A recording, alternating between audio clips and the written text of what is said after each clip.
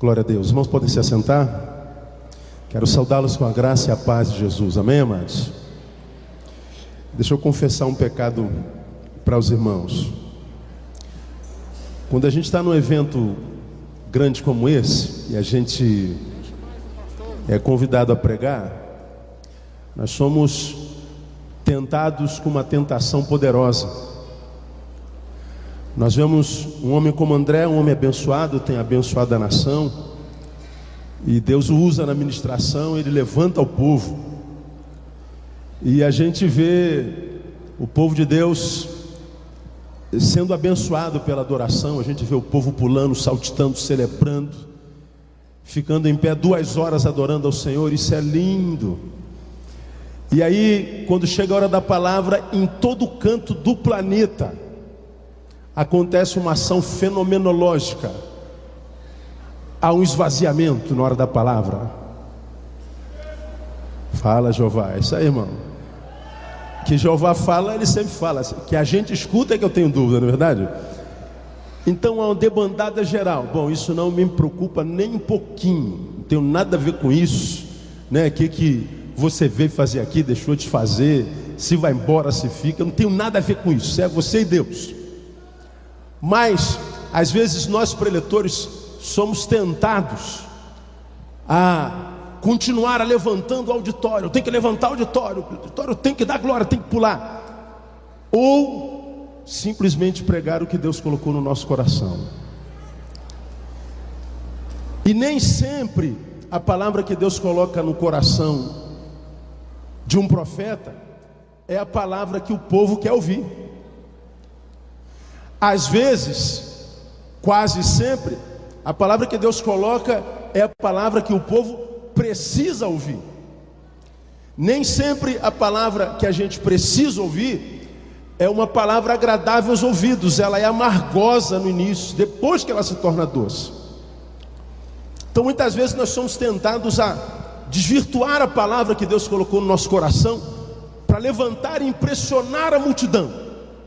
E eu tenho visto muita gente ceder essa tentação. Mas eu quero dizer aos irmãos o seguinte: eu não vou ceder essa tentação, e não pretendo ministrar o seu coração, no pouco tempo que eu pretendo ministrar, alguma coisa que você queira ouvir.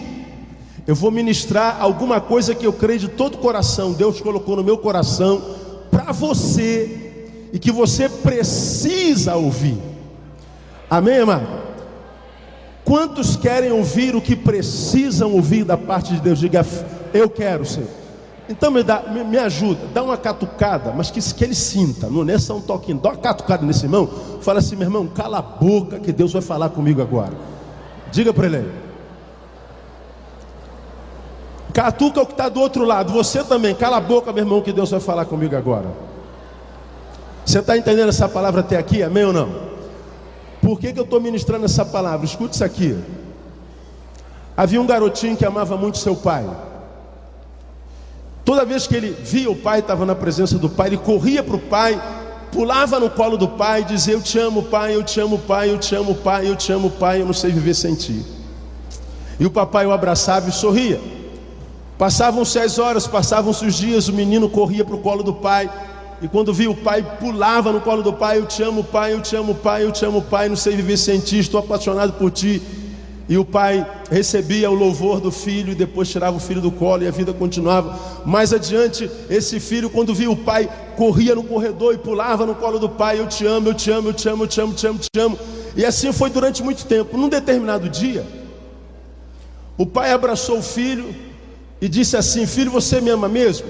Amo, papai, eu não sei viver sem ti. Então, ajuda a tua mãe, joga o lixo fora.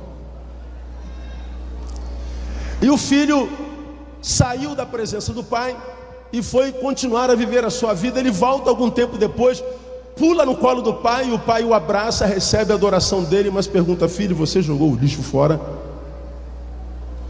E o filho não falou nada.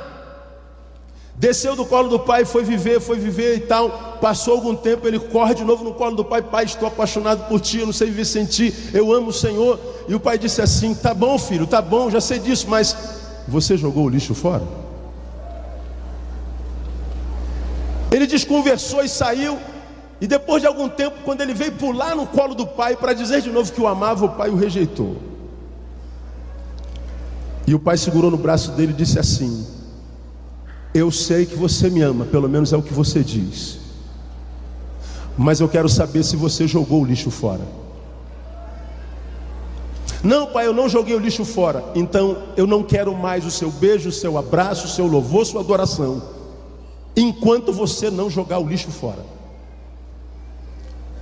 Como quem diz, um amor, uma adoração, não é uma ação verborrágica, tão somente. Não é uma ação verbal. A adoração passa pela obediência. Você joga o lixo fora, depois você volte e continua a sua lida comigo. Muitas vezes nós ficamos num relacionamento com Deus assim: eu te amo, eu te amo, eu te amo, eu te amo.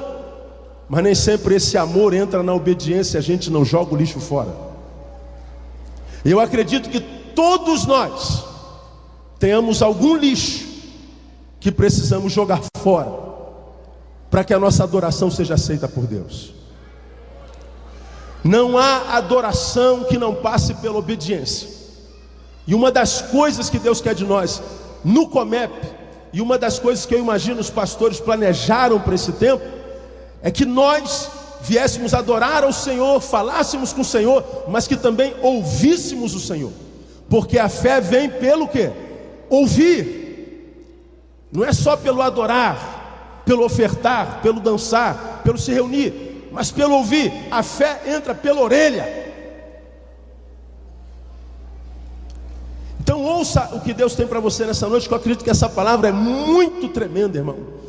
E uma palavra muito pertinente para nós, e ela vem lá de Hebreus capítulo 11. Abra sua Bíblia em Hebreus capítulo 11, porque eu sei que eu estou falando com uma geração de gente apaixonada por Deus. Amém ou não, amados? Diga assim: eu sou apaixonado por ti, ó Deus. Aleluia. E Deus sabe disso. Então ouça a palavra de Deus, e uma palavra muito forte que eu tenho para você nessa noite. Hebreus capítulo 11 fala sobre a galeria da fé. Na galeria da fé tem um versículo que me impactou muito nesses últimos dias. Muito. E esse versículo Deus trouxe ao meu coração depois que eu, talvez vocês também, vi uma reportagem na Globo de um menino de 18 anos que foi preso na Tijuca, no Rio de Janeiro, bairro onde eu fui criado, bem dizer. E foi preso em casa pela Polícia Federal. A polícia já vinha averiguando os passos desse menino e dos que ele andava.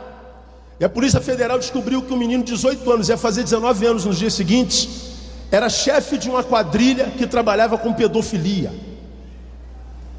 Trabalhava com estupro de meninas, de crianças, de meninos. Com venda de meninos, com venda de meninas. E a Polícia Federal foi rastreando, e chegou no chefe da quadrilha, o menino que ia fazer 19 anos. E a polícia entrou na casa dele e o prendeu em flagrante. Ele estava no computador. Os pais, evidentemente, tomaram um susto enorme, porque era filho único, estudante, fazia faculdade, inteligentíssimo. Mas não sabia os pais que o seu filho era chefe de uma quadrilha que cometia crimes hediondos. Mãe desesperada, pai estupefato. A jornalista coloca o microfone na boca do pai, do lado da mãe, e pergunta: o que o senhor tem a dizer? E a resposta do pai me impactou. O pai disse assim: eu estou perplexo. Nunca pude imaginar que o meu filho pudesse praticar coisas como essa. E ele disse a frase: eu tenho vergonha do meu filho, em pensar que ele saiu de nós.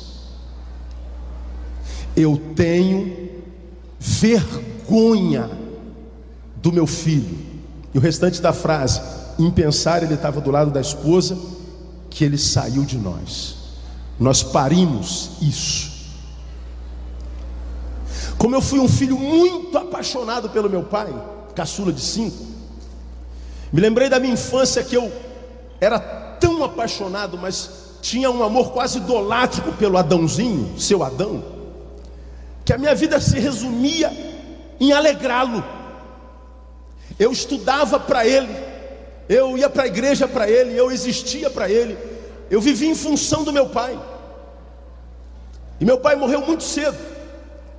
E ao ouvir desse pai, eu tenho vergonha do meu filho, essa palavra mexeu muito comigo. E eu acredito que o Espírito Santo me levou exatamente a esse versículo que está aí, em Hebreus capítulo 11, que traz uma palavra da parte de Deus muito séria, grave e pertinente. Hebreus capítulo 11, versículo 16, olha lá, está falando de um grupo de gente que vive um tipo de fé tão tremenda, que a respeito dos quais Deus diz o seguinte no versículo 11: mas agora desejam uma pátria melhor, isto é, a celestial. Agora olha o restante desse versículo: pelo que também Deus, leia comigo o restante, não se envergonha deles, leia mais, de ser chamado seu Deus, porque já lhes preparou uma cidade. Vou repetir: pelo que também Deus não se envergonha deles. Deus não se envergonha de ser chamado seu Deus. Deus está falando de um tipo de filhos dos quais ele tem orgulho. Ele fala da galeria da fé, cita alguns nomes e os feitos desses homens, e Deus como que apontando para eles, André, diz assim: são meus filhos, tenho orgulho deles, tenho orgulho de ser chamado seu Deus. Isso é maravilhoso. Agora, essa palavra vem como oposto do que Jesus diz em Mateus capítulo 17. Volta a tua Bíblia um pouquinho e vamos lá para Mateus capítulo 17. Coisa interessantíssima. Aqui Deus está dizendo: filhos dos quais eu me orgulho, filhos dos quais eu não tenho vergonha de ser chamado seu Deus, filhos que me dão alegria, filhos para os quais eu olho e sorrio. Agora veja Mateus capítulo 17, versículo 14. Quando chegaram à multidão, aproximou-se de Jesus um homem que ajoelhando-se diante dele disse: Senhor, tem compaixão de meu filho, porque é epilético e sofre muito, pois muitas vezes cai no fogo e muitas vezes na água, e eu trouxe aos teus discípulos e não o puderam curar. E Jesus respondendo disse, olha o que Jesus diz: ó geração incrédula e perversa, está falando a respeito dos apóstolos, até quando estarei convosco? Até quando vos sofrerei? Vamos traduzir para o português: ó geração incrédula, geração ruim, até quando eu vou ter que sofrer estando na presença de vocês? Até quando eu vou ter que compartilhar da presença de vocês? Até quando vos sofrerei? É o que Jesus está dizendo aí. Até quando eu vou ter que estar com vocês? Sabe o que Jesus está dizendo? Que há um grupo de gente que ele chama de filho, mas dos quais ele tem vergonha, cuja presença não alegra. Agora quer ver um feito extraordinário? Os discípulos estavam descendo do monte da transfiguração, cara. Tiveram uma experiência como poucos homens no planeta, na história da humanidade, tiveram com Jesus e com Deus. Eles descem do monte, onde se encontram com a representante da lei, Moisés, e se encontra com o maior dos maiores profetas, que é Elias, e Jesus no meio. Ainda houve uma voz do céu se manifestando, uma ação espiritual tremenda. Eles descem e não conseguem expulsar o demônio de uma criança, e Jesus fica irado. Vocês não aprendem nunca. Vocês acabaram de descer de uma experiência no monte tremenda. Vocês viram Deus falar audivelmente. Vocês viram a revelação quase que personificada da lei e da profecia. Vocês viram o que foi dado a muito poucos seres humanos ver, e vocês não aprendem. Até quando vou ter que estar na presença de vocês? Na primeira relação, Hebreus capítulo 11, Jesus diz assim: tenho orgulho de vocês. Em Mateus capítulo 17, Jesus diz: eu tenho vergonha de vocês. Em Hebreus 11, ele olha para filhos e diz assim: tenho prazer em estar na presença de vocês. Mas no Mateus 17 ele diz: eu não aguento mais estar na presença de vocês. Estar com vocês é sofrimento para mim. A pergunta para a nossa reflexão hoje: quando Deus olha para você, o que Ele sente?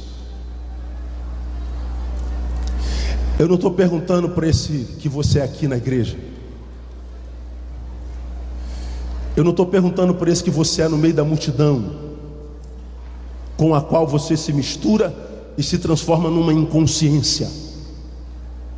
Eu estou perguntando, como ministrei aqui ano passado, para aquele ser que você é quando não tem ninguém olhando para você, porque é com esse com o qual Deus se relaciona. Deus não se relaciona com o Neil do púlpito. Deus não se relaciona com o pastor André do púlpito. Deus não se relaciona com André Valadão quando está ministrando. Ele se relaciona com aquele ser que eu sou quando não há ninguém olhando para nós. Quando Deus olha para você, o que Deus sente? Orgulho ou vergonha? Porque Ele está dizendo que de um grupo de filhos Ele tem orgulho, mas de outro Ele tem vergonha. Isso é muito grave, isso é muito sério, isso é tremendo. E o pior, a Bíblia diz, Hebreus capítulo 6, pode voltar para Hebreus capítulo 11, versículo 6, esse versículo você sabe de cor, que sem fé é o quê? Não ouvi, vamos uma vez mais, sem fé é o quê? Impossível, diga impossível. Agora deixa eu perguntar para você: tem você dentro do seu coração desejo sincero de agradar a teu Deus? Sim ou não? Amém ou não? Pois é, a Bíblia está dizendo que sem fé é impossível. Agora veja que coisa interessante: em ambos os episódios, a rejeição ou aceitação de Deus, o orgulho ou a vergonha de Deus tem a ver com a fé. Lá em Hebreus 11, há um registro dos feitos pela fé. E por causa da fé que eles viviam, ele diz: eu tenho orgulho. Mas em Mateus versículo 17, também tem a ver com o exercício da fé. E por causa do exercício daquela fé, a despeito da experiência do monte e da transfiguração, Jesus diz: eu tenho vergonha. Então eu queria, irmão, falar sobre fé hoje, uma vez que uma bandeira que André está levantando no Brasil é fé. Toda vez que eu encontro com o André, ele está com fé nas costas. A camisa, não é? Qualquer canto a gente sabe do símbolo da fé. Então acho que caiu direitinho para nós essa palavra de hoje. Qual é a fé que em sendo vivida faz com que Deus tenha vergonha de mim? Porque é o que Deus está dizendo. Ambos os textos falam a respeito do povo de Deus. Não está falando de incrédulos, não está falando de gente que não conhece Ele. Ele está falando com o povo da fé. Ele está falando com o seu povo. Ele está falando com seus filhos. Ele está dizendo em Mateus 17 que eles tinham fé, só que uma fé que não agradava ao Senhor. Que fé é essa, irmão, que eu tenho ou posso ter e não agrada ao Senhor? Essa palavra aqui pode ser resposta para muitos de vocês que estão aqui escondidos no meio da multidão, celebrando a vitória e a conquista, e todos imaginam que você é isso mesmo, mas você sabe que, quem sabe, está vivendo o pior momento da tua história. Está aqui cantando vitória, mas vivendo derrota. Está aqui cantando que não há montanha que você não possa transpor, mas uma pedrinha está te derrubando, uma palavra te derrubou. Está aqui como quem está no monte da transfiguração, mas está passando de fato, de verdade, em essência, pelo vale da sombra da morte, e muitas vezes decepcionado com Deus, porque não sabe o que fez para estar passando o que está passando.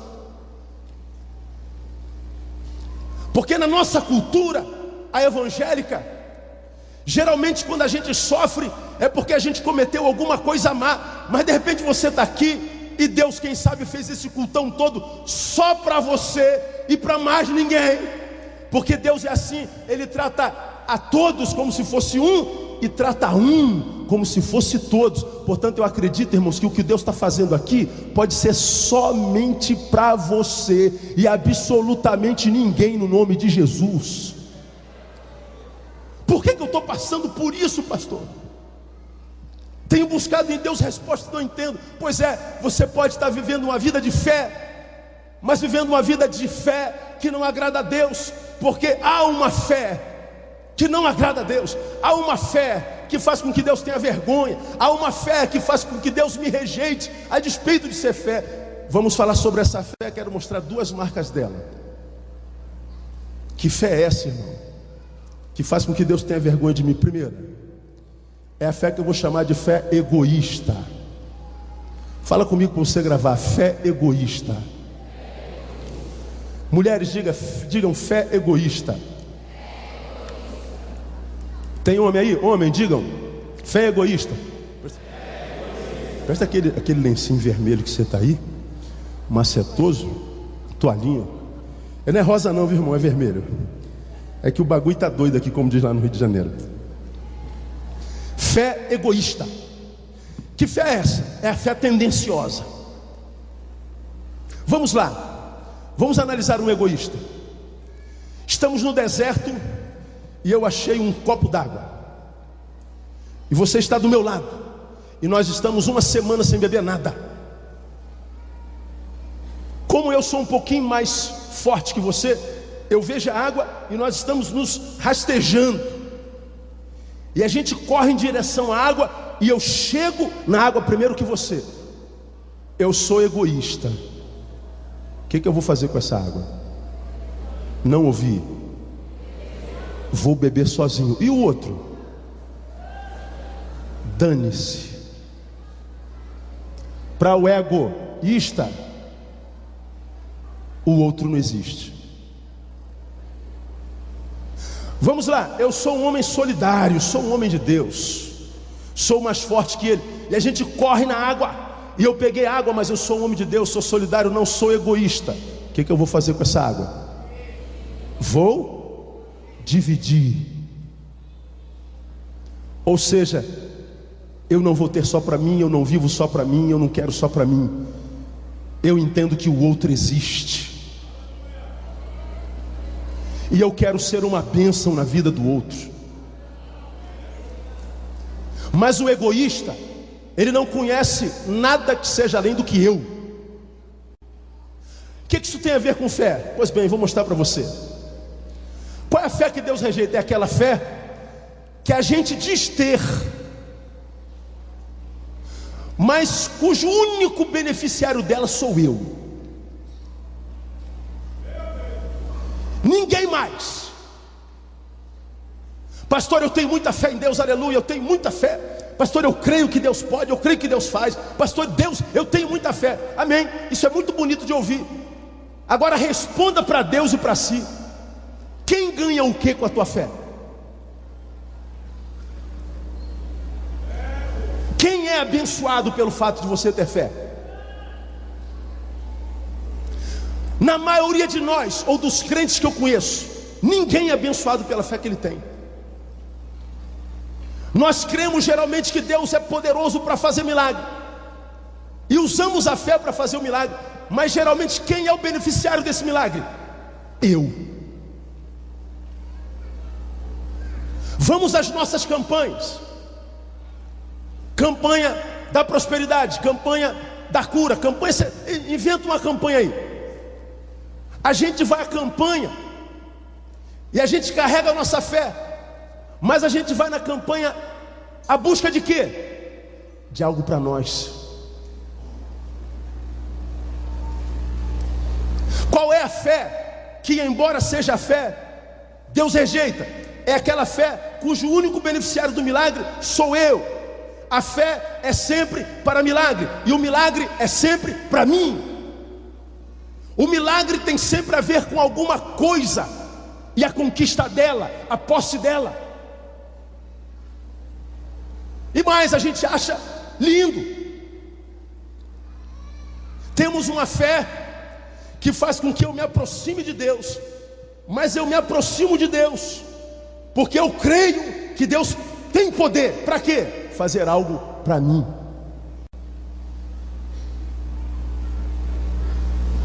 Aí eu venho à presença de Deus de longe. O cara vem lá do Rio de Janeiro para estar na presença de Deus. Só que Deus está perguntando para você e para mim: Neil, o que te fez sair de lá para vir à minha presença? Ah, Senhor, eu estou precisando de uma bênção aí. Estou precisando de um marido, de uma esposa, de uma cura. Trocar de carro, meu cabelo alise. Prefiro emagrecer, preciso emagrecer. Eu vim aqui para passar no concurso público. Eu vim aqui para a campanha da prosperidade. Eu quero ganhar mais, quero dobrar. E Deus vai falar para você o seguinte: ah, então o que faz você estar na minha presença não é o prazer de estar na minha presença. Não, Senhor, me disseram que Tu és poderoso para fazer muito mais abundantemente além daquilo que pedimos ou pensamos. Então o que te traz à minha presença é a tua necessidade. É isso mesmo. Aí a gente não sabe que Deus está falando para este o seguinte: se o que faz com que a tua presença esteja na minha presença não é o prazer e o amor de estar simplesmente na minha presença, independente do que eu faça, a tua presença na minha presença não significa nada. Aí nós vamos sair da multidão e da reunião e vamos entrar na essência. Quantos crentes você conhece decepcionado com Deus? Quantos crentes você conhece que está magoado com Deus e se afasta da sua obra, da sua igreja? Porque disseram que Deus ia fazer tudo o que Ele queria. Disseram que a vitória é sempre nossa pelo sangue de Jesus. Então nós acreditamos que a fé possibilita que tudo aconteça de bom comigo. A fé me capacita para a vitória. Aí a gente ora para que o ente amado não morra porque está doente, e ele morre. E a gente diz: Deus, onde é que Tu estás?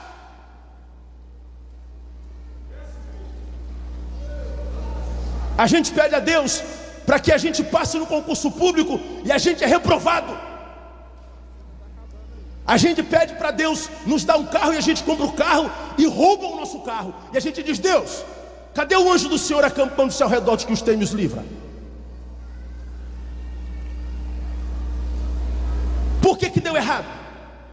E aí, quando dá errado, quando a gente perde, ou melhor, quando a gente não vence, a gente bota uma faca no pescoço de Deus e diz: Deus, como é que é? Me falaram que a fé possibilita tudo, que a fé é a porta para tudo. Me disseram que a fé ia fazer com que eu vencesse. Me disseram que a vitória é nossa, que 1000 cairiam ao meu lado, 10.000 à minha direita, e eu não seria abalado. Você está dizendo assim: Deus, eu preciso que tudo dê certo o tempo inteiro. Pois é, como não dá tudo certo o tempo inteiro, quando dá errado e não acontece o que a gente quer, a gente para de adorar e começa a murmurar. A gente é deformado da qualidade de adorador para murmurador. Somos uma geração que não aprendeu a perder. A gente só está ouvindo palavra de vitória, ufanistas muitas vezes, gente pregando para nós uma mensagem que não é evangelical. Está entre os evangélicos, mas não é evangelical. Que diz que eu não fico doente, de que meu carro não é roubado, de que eu não perco. Irmão, eu sou vascaíno.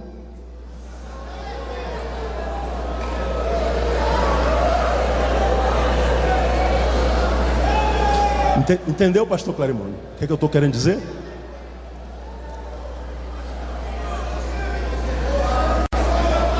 Sangue de Jesus tem poder. Olha o flamenguista sendo usado pelo diabo. Vira flamenguista.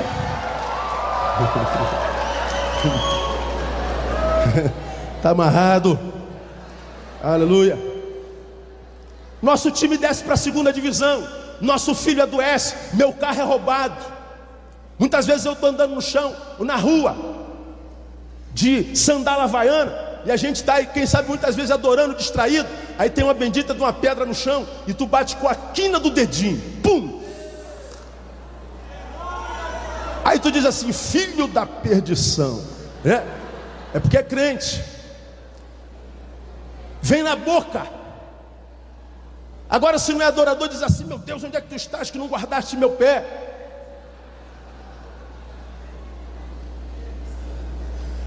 Aí o pior, você acha que isso é fé? Não é fé. Irmão, escuta o que eu vou lhe falar. Para que os milagres aconteçam, é necessário muita fé. Porém, maior fé é necessário para quando o milagre não acontece. Mastiga com o dente do teu cérebro aí. A gente sabe quem tem fé é o pensamento positivo pela forma como ele lida com a dor, com a adversidade, com as covas, com os vales. Pensa comigo, eu dei uma topada e quase xinguei um palavrão. Droga, porcaria. A gente maldiz por uma semana.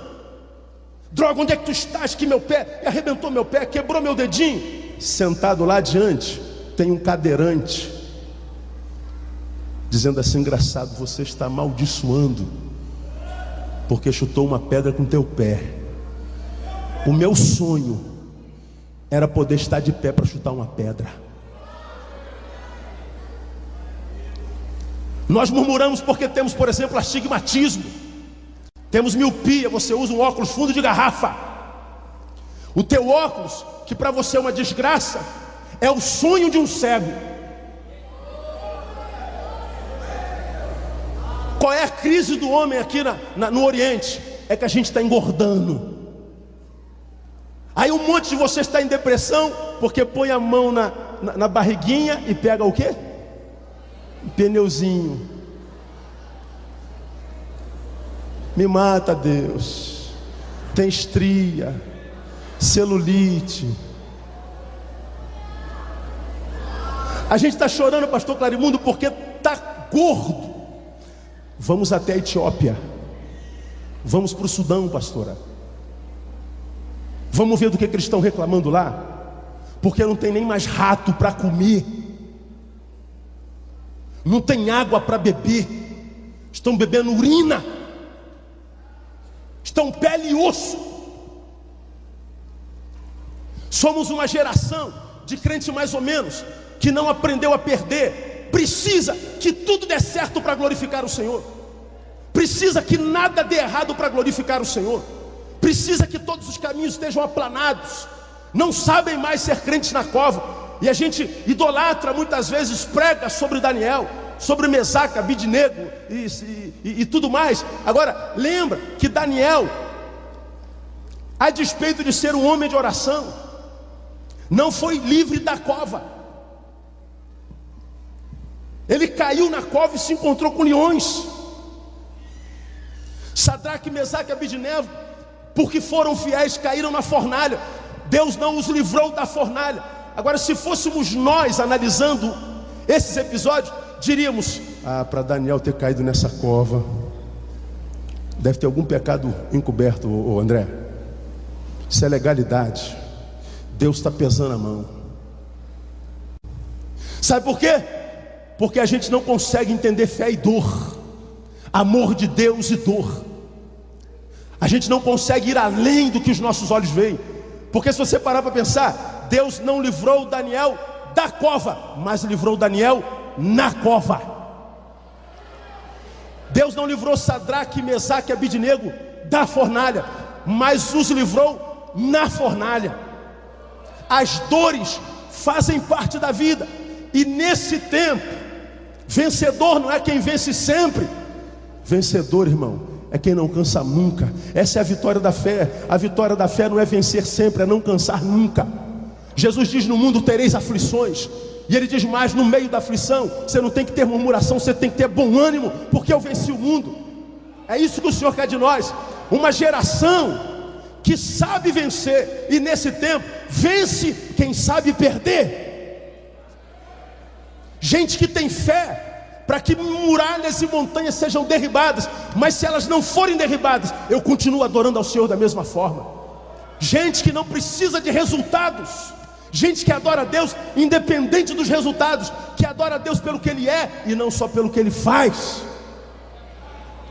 Essa fé egoísta é a fé que eu vou chamar de humanista. Você sabe qual é a máxima do humanismo, né? Protágoras nos ensina lá no final, início do século XVI, final do século XV. Ele diz que o homem, ele é a medida de todas as coisas, das que são enquanto são e das que não são enquanto não são, e todas as coisas convergem nele. Isso é humanismo. O homem no centro, tudo converge nele, tudo emana dele, ele é o centro, o universo gira em torno dele. Pois é, isso é humanismo, isso não é fé. Porque quando a gente liga a televisão, irmãos, eu não estou fazendo crítica, eu estou constatando. A gente vê igrejas super, hiper lotadas de gente, todo mundo dizendo que está na presença de Deus, mas quase todo mundo com uma fotinha na mão, com um pedacinho de roupa na mão, na presença de Deus, mas para tirar alguma coisa dele. Ninguém olha para o lado, ninguém reconhece a dor do outro, ninguém sabe o que está acontecendo no todo, ninguém pensando na sociedade, ninguém pensando no outro, cada um pensando em si. Uma multidão de alienados, uma multidão de indivíduos que não reconhecem a presença do outro. Gente que diz ter fé, mas uma fé cujo beneficiário é somente ele. Estão na presença de Deus, mas por causa dele. Eles querem que as coisas converjam nele. Ele quer que as coisas girem em torno da necessidade dele. Agora escuta o que eu vou lhe falar no nome de Jesus. O evangelho é o oposto do humanismo. No humanismo, o homem está no centro. No evangelho, o homem sai do centro para que Jesus seja o centro. Você se lembra do que eu preguei aqui ano passado? Eu disse para você uma frase que você vai lembrar, quer ver? A coisa principal é fazer da coisa principal a coisa principal. Lembrou? Vamos juntos? A coisa principal é fazer da coisa principal a coisa principal. Qual é o nome da coisa principal? Jesus. Então, meu irmão, escuta o que eu estou te falando. Na tua vitória, Jesus tem que ser glorificado. Na tua derrota, Jesus tem que ser glorificado. Você venceu, Jesus tem que ser glorificado. Você perdeu, Jesus tem que ser glorificado. Ele é o centro de todas as coisas. Eu estou saudável, Jesus tem que ser glorificado. Eu adoeci, Jesus tem que ser glorificado. Porque Deus não muda a proporção do que acontece comigo. Por onde eu passo, eu conto uma experiência que vivi, dolorosa, mas tremenda. Chegava de uma viagem no exterior, e assim que desci no aeroporto, me foi dito que uma criança que tinha leucemia na nossa igreja faleceu. Oramos por ela, a vida inteira dela, descobriu que tinha leucemia com 6, morreu com 11. Oramos para Deus curar aquela criança, ela morreu. Desço no aeroporto, pastor, o enterro é agora. Eu saí do aeroporto do Galeão, a sprinter da igreja me pegou e fomos para o Jardim da Saudade, atravessamos a cidade e eu fui fazer o enterro. No meio do caminho, pastor Carimu, eu ia pensando, meu Deus, o que se fala no sepultamento de uma criança de 11 anos, por quem nós oramos demais. Irmão, imagina a oração, multiplica por 10. Deus cura. E a criança morreu. Eu chego no velório, uma multidão de gente chorando. Mas antes de chegar no velório, dentro da sprint eu perguntava a Deus, o que eu falo para acalmar esse coração? O que eu vou dizer, Deus? O que se prega num momento como esse? É a vontade de Deus. Isso é bonito, é claro que é. Agora, submeter essa vontade. No meio do caminho toca o telefone de um advogado da nossa igreja. E o Marcelo me liga esbaforido, mas feliz da vida, celebrando. E ele diz: pastor Neil, meu querido pastor, meu filho nasceu. Carlinha teve uma gravidez conturbada, difícil. A criança poderia nascer com deficiência. E aí o filho do Marcelo nasceu perfeito, saudável, lindo, maravilhoso. E o Marcelo ligou para mim saltitante, mas alegre: meu pastor, Deus é bom, Deus é bom, Deus é bom, Deus é bom. Eu estou indo para sepultar uma criança. No meio do caminho: pastor, eu estou aqui, acabou de nascer, meu filho é uma bênção. Eu falei: entendi, Senhor. Eu chego no velório, está lá o corpinho dela no caixão.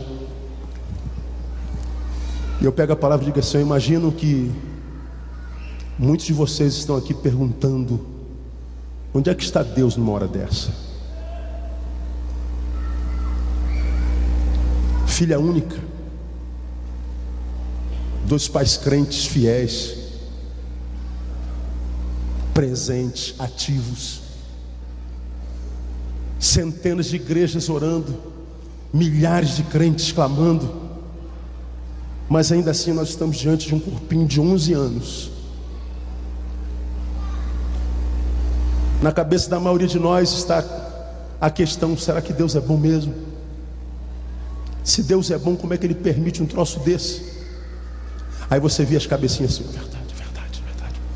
É que Deus pode permitir um negócio desse? Uma pessoa que estava perto de mim falou assim: gostei desse pastor. É verdade. Como é que Deus pode permitir um negócio desse? Como que a gente pegasse no colarinho de Deus? Pode se explicar, velho. Alguns de vocês estão questionando a bondade de Deus porque nós estamos nesse velório. Como pode um Deus bom permitir que coisas ruins aconteçam com a gente? Pois bem, deixa eu contar uma história para vocês. Eu disse lá no velório, eu estava vindo para cá, recebi um telefonema de um membro de minha igreja, saltitando, celebrando, esbaforido, no telefone, gritando, cantando, chorando, sorrindo, dizendo: pastor, meu filho nasceu, meu filho está bem, meu filho está perfeito, meu filho é maravilhoso, Deus é bom. Pois é, irmãos, nós estamos no velório, Deus é mau. Agora vamos lá para o berçário onde está o doutor Marcelo. Lá no berçário uma criança nasceu. Deus é o quê? Bom. Aqui no velório, na dor, Deus é mau. Mas no mesmo dia, na mesma hora, se a gente fosse para o berçário, Deus é bom. Aconteceu o que eu não queria, Deus é mau. Aconteceu o que eu queria, Deus é bom. Nunca pensei que uma desgraça dessa podia acontecer, Deus é mau. Deus fez mais do que eu imaginava, Deus é bom. Fui demitido, Deus é mau. Passei no concurso, Deus é bom. Divorciei, Deus é mau. Casei, Deus é bom. Deus é bom ou é mau, afinal de contas? Você acha que Deus muda em função do que acontece comigo e contigo? Você acha que Deus deixa de ser quem é porque o meu carro foi roubado, porque uma desgraça aconteceu? Não, Deus não muda, a não ser dentro de alguns de nós que tem uma fé egoísta. Nossa dor tem o poder de desdivinizar Deus em nós. Nossa dor tem o poder de deformar a imagem de Deus aos meus olhos. Mas se isso acontece contigo, é porque você não tem a fé que faz com que Deus tenha orgulho por você. Porque quem tem fé de Deus, quem tem fé plantada pela palavra, vai fazer como Jó: o Senhor deu, o Senhor tomou, bendito seja o nome do Senhor.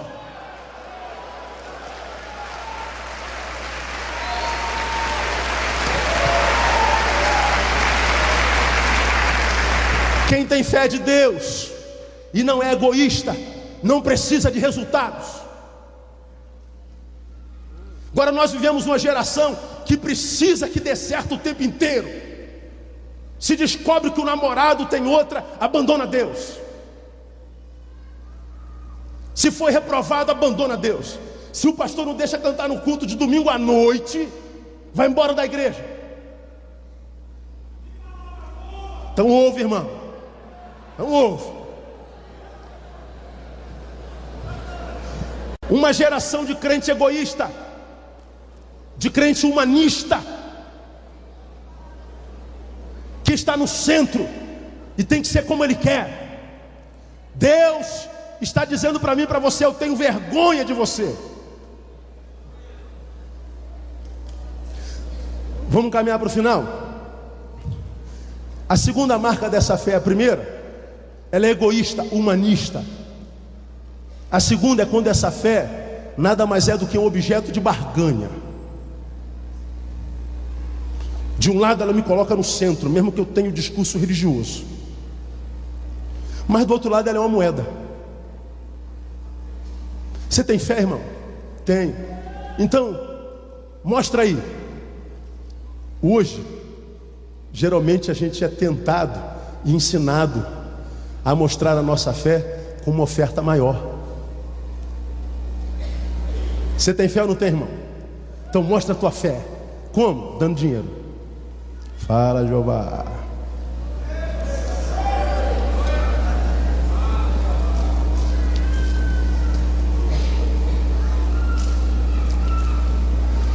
Porque se você não dá alguma coisa, você não tem fé. Aqui tem gente que tem muito dinheiro. Aqui tem gente que veio com dinheiro da passagem e não tem dinheiro de volta. Ele veio pela fé. Falou assim: Senhor, tem dinheiro para ir. Voltar depende do Senhor. Duro feito um coco.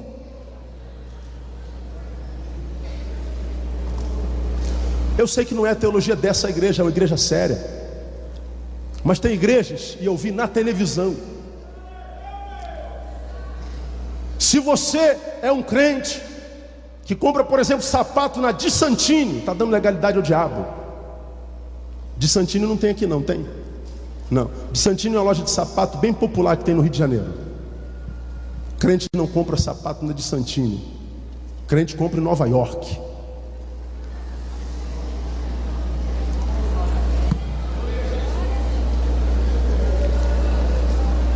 Jesus não aceita moeda. Jesus não aceita a nota de R$1, de R$2. Agora, qual é o discurso? É que a gente tem que fazer com excelência. A excelência é sinônimo de grandeza, de ostentação. Agora Jesus, pastor Clarimundo, estava num culto lá atrás, quase como um fofoqueiro. Chegou a hora do ofertório. Ele ficou olhando, vamos supor que essa caixa aqui seja o gasofilaço. Vamos ofertar, irmão. Aí vem todo mundo ofertando, e Jesus ficou olhando assim para o gasofilaço e para o dinheiro que você colocar no gasofilaço. Vigiando a gente. Depois parece que ele pega o microfone e fala assim: ó, eu vi quanto é que vocês deram. Alguns de vocês colocaram milhões. Você quer saber de uma coisa? Sabe quem deu a maior oferta dessa noite? Aí imagino que alguns empresários impávidos falaram assim: já sei que foi eu, aleluia, lá vem a glória. Jesus fala assim: aquela viuvinha lá, ó. Imagina os empresários perguntam assim: meu Deus do céu, de onde veio essa velha, meu Deus do céu? Quanto é que ela deu? Aí Jesus fala assim: deu 1 lepto. Mas pera, 1 centavo? Para que dá 1 centavo? Como que Jesus dissesse: quem falou que a oferta tem a ver com dinheiro? Quem falou que dízimo tem a ver com dinheiro?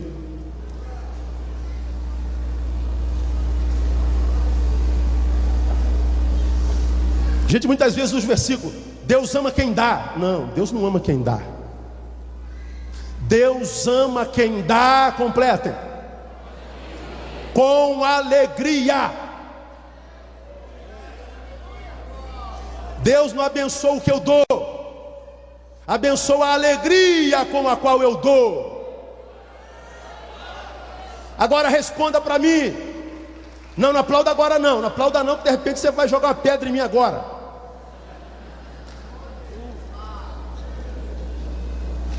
Como é que nós aprendemos?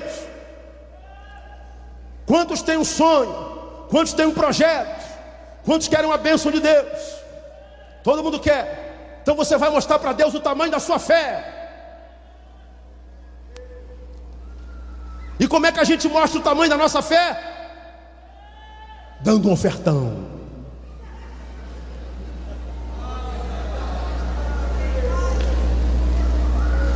Aí você vem dar R$1 milhão.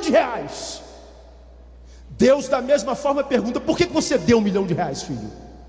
Ah, Deus, para mostrar ao Senhor o quanto eu creio que tu podes fazer o que eu preciso. Não é para isso que eu mando você ofertar.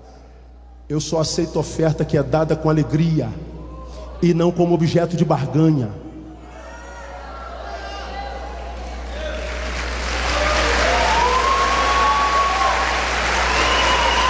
A dinâmica do reino: eu não dou para ser abençoado, porque sou abençoado, dou. Porque sou abençoado, eu tenho prazer em dar com excelência, mas eu não dou para receber alguma coisa em troca. Porque se assim for, quem não tem o que dar tem a sensação que está sendo rejeitado por Deus. Fazia pós-graduação, minha última pós-graduação, tenho 8, irmãos, para a glória de Deus. Convidei um amigo para ir na minha igreja, e ele disse assim: Neil, eu não vou lá não porque eu estou duro. Mas peraí, o que tem a ver vir à minha igreja e estar duro? Ué, Neil, não tem que dar dinheiro lá, porque me disseram que se não for para dar uma oferta grande, não precisa nem ir. Agora, onde é que ele aprendeu isso? Eu não vou à tua igreja porque eu estou duro. Irmão, escuta o que eu vou te falar no nome de Jesus. Pode sonhar, pode projetar, pode pedir a Deus, pode colocar diante do Senhor, porque o que Deus tem para você já está pago pelo sangue do Calvário.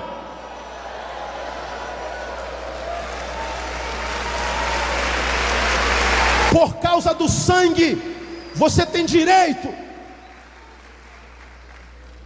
Geralmente a gente usa a fé como objeto de barganha. Quando é que a gente pergunta a uma pessoa se ela tem fé? Quando, por exemplo, ela está passando por um momento muito difícil. Tem fé, irmão? Fé para quê? Para que eu saia do momento difícil. Agora, a fé só existe para um momento difícil? Não, irmão. A fé não existe para que ela seja um objeto de barganha, ou uma ponte entre Deus e mim, para que a bênção venha como Sedex. A fé, ela me capacita para tomar posse da vitória, para que eu não me ensoberbeça. Mas a fé me sustenta para quando a vitória não vem, para que eu não me mediocrize, para que eu não me sinta menor. A fé trabalha o meu caráter, a fé trabalha a minha essência. A fé me transforma num adorador que não depende mais de circunstâncias. Eu não preciso de fé só quando eu estou mal, preciso de fé quando eu estou bem. Tenho me encontrado com crentes com depressão, com complexo de inferioridade na igreja, porque toda vez que a gente vai ouvir um testemunho de fé, é alguém que chega assim: irmãos, quero contar minha vida para os irmãos, aleluia. Eu matei 500 pessoas, estuprei 600 mulheres, fumava 30 quilos de maconha por dia. Numa ocasião eu matei uma mulher e arranquei o coração dela com a mão e comi com um dente. O cara vai contando a desgraça dele toda. Mas graças a Deus, o Espírito Santo me alcançou, aleluia. E a igreja vem abaixo, porque é um ato de fé, de libertação, de cura. Mas se chegar alguém aqui e fala assim: irmãos, eu nunca bebi, nunca roubei, nunca traí minha esposa, eu nunca nem colei na prova,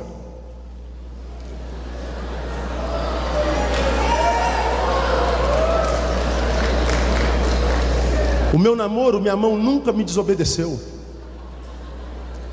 Mas sabe de uma coisa, irmão? A despeito de não ter um passado desgraçado, eu descobri que eu precisava de Jesus no meu presente, para que eu tivesse um futuro melhor. Só que esse testemunho parece que não tem poder, porque a gente acha que fé só é fé para fazer coisas sobrenaturais. Não, a fé me capacita para viver o natural com ação de graças, porque à luz do Evangelho, viver o sobrenatural é viver o natural sobrenaturalmente. A fé não me esquisitiza, a fé me normaliza, a fé me traz para a normalidade. Quanto mais santo, mais normal. Quanto mais santo, mais humano. Quanto mais santo, mais simples. Quanto mais santo, menos soberbo. Quanto mais santo, mais acessível. A fé me humaniza. A fé me transforma em gente como gente tem que ser. Agora parece que a fé que a gente vê nos evangélicos forma um tipo de superstars, um grupo de gente especial. Só que no evangelho diz que o maior de todos é o que serve a todos.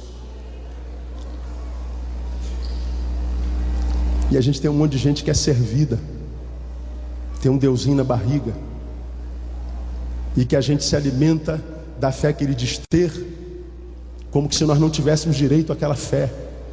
A gente vive um evangelho de gente que parece que é melhor porque está aqui no altar, e parece que vocês não têm direito a isso, como que se alguém tivesse recosturado o véu. Irmão, o véu na cruz foi rasgado, e você tem direito ao altar de Deus a qualquer hora, a qualquer instante, em qualquer lugar. Você tem um pastor abençoado aqui, mas você não precisa dele para ir a Deus. Você tem direito a Deus pela fé. Foi inaugurado esse novo caminho pela fé no sangue de Jesus. Tua fé não é objeto de barganha. Tua fé te transforma em gente como gente tem que ser. Isso é fé que Deus aceita.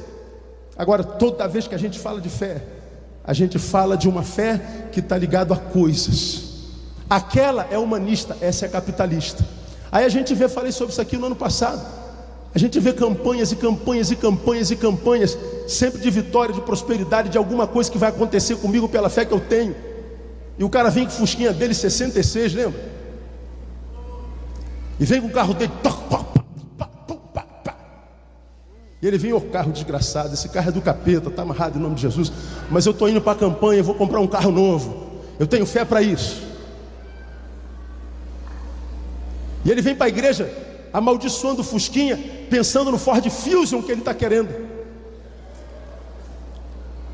E o pior, na campanha ele consegue um Ford Fusion, só que ele estava indo para o inferno de Fusca, agora está indo para o inferno de Ford Fusion. Ainda chega mais rápido ainda no inferno.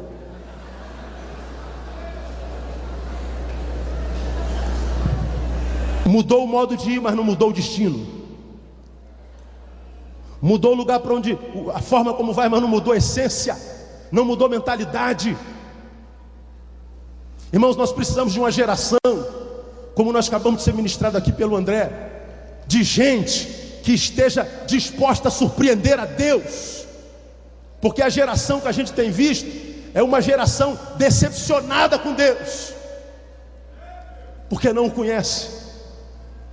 Agora a geração que vai surpreender Deus é aquela geração que vai dizer assim: Deus, eu vivo tão somente para Ti, eu vivo para agradar o Senhor, para glorificar o nome do Senhor. Eu já não preciso mais de resultados, eu não preciso de razões para Te adorar. Pois é, quando a gente aprende a adorar a Deus sem razões, Ele vai nos dar muitas razões para adorá-lo no nome de Jesus. Muitas razões. Então, meu irmão, escuta o que eu estou te falando. Esteja você onde estiver, na montanha ou no vale, dá glória a Deus.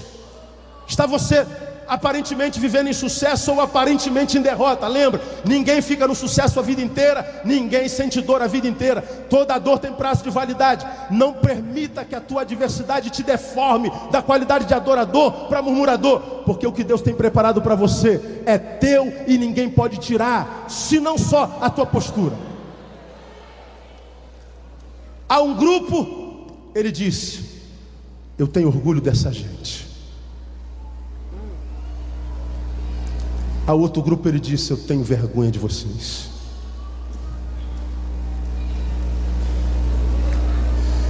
A um grupo ele disse: eu tenho prazer em estar na tua presença. A outro grupo ele diz: eu não suporto mais estar com vocês. O que Deus sente quando olha para você?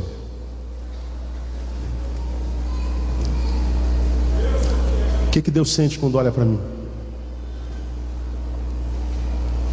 E só para a gente concluir, volto a Jó. Perdeu tudo. A mulher não suportou o tamanho da dor porque foi grande, e ela se descontrolou e deu um conselho a Jó. Qual foi? Amaldiçoa logo esse teu Deus e morre. Suicide-se. Essa é a teologia da mulher de Jó. O que adianta servir a Deus se a gente não recebe nada dele, Oséias? O que adianta a gente servir a Deus se Ele permite que tudo seja tirado de nós? O que adianta estar na presença de Deus que não me dá coisa nenhuma, pastor Parimbu? Que não nos livra da dor, da derrota, do fracasso. Então quer saber? Amaldiçoa logo esse teu Deus e se mata. Essa é a teologia da mulher de Jó. Só vale a pena servir a Deus se tudo der certo. Mas Jó respondeu a sua mulher com todo ele carinho e falou assim: mulher, você enlouqueceu. Receberíamos o bem de Deus e não receberíamos o mal? Amor, o Senhor o deu e o Senhor o tomou. Por isso eu continuo dizendo: bendito seja o nome do Senhor. Na teologia de Jó, vale a pena continuar servindo a Deus, mesmo que Deus não lhe dê nada, mesmo que Deus lhe retire tudo, mesmo que Deus o entregue na mão de Satanás. Vale a pena servir a Deus. Essa é a teologia de Jó. Agora, porque Jó tinha essa teologia, ele teve experiências profundas com Deus, muito maiores do que aquelas quando ele tinha tudo. E no final do seu livro está lá escrito: meu Deus, antes eu te conhecia só de ouvir falar, minha relação contigo era teórica, agora os meus olhos te veem. A minha relação contigo é empírica. Porque você quer saber, irmão, o nosso Deus não é só Deus da montanha, nosso Deus é Deus do vale. O nosso Deus é Deus do obscuro, das trevas. Nosso Deus é Deus até no inferno. Deus é Deus em qualquer lugar. O empresário perguntou ao pastor: pastor, eu perdi tudo, perdi todos os milhões de minhas casas, meus bens, cheguei ao fundo do poço, eu cheguei ao fundo do poço, o que eu faço? O pastor disse para ele: agradeça a Deus porque esse poço tem fundo. E para quem chegou ao fundo do poço, só tem um lugar para olhar. Para onde é? Para o alto. E de onde é que vem o nosso socorro? Do alto. Então escuta o que eu vou lhe falar. Você pode estar no fundo do poço, portanto você está no ponto de Deus fazer um milagre, porque você só pode olhar para o alto. Então aprenda a dar glória a Deus em qualquer circunstância, e você vai ver que a sua vida nunca mais será a mesma. Deus não nos chamou para o sucesso, Deus nos chamou para a obediência. E sucesso para Deus é ser fiel em qualquer circunstância. Quem tem ouvidos ouça, quem tem entendimento entenda o que o Espírito diz à igreja. Deus te abençoe com essa fé, e que Deus, quando olhar para você, dê um largo e grande sorriso, porque a tua fé independe de resultados. Por isso ela vai ter muito resultado no nome de Jesus. Quem recebe essa